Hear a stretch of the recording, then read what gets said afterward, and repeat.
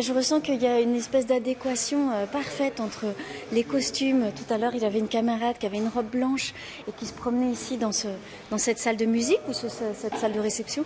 C'était magique, quoi. Les lumières, en plus, sont vraiment exceptionnelles. Le chef opérateur fait une lumière magnifique. Et c'est vrai que tout à coup, ces salles, elles prennent une autre dimension et on les voit telles qu'elles ont été il y a si longtemps et telles qu'elles sont restées malgré tout. Donc c'est assez émouvant.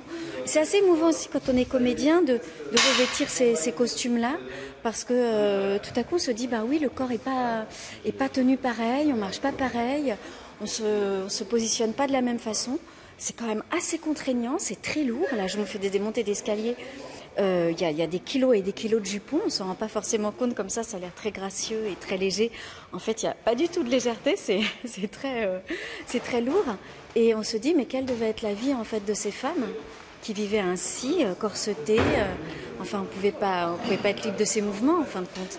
Donc oui, ce film, c'est d'être dans ces décors, dans ces costumes, de dire ces textes, voilà, et d'essayer de faire revivre Victor Hugo et son entourage. On a le sentiment de nous-mêmes, en tant que comédiens, de revivre dans une autre époque, quoi.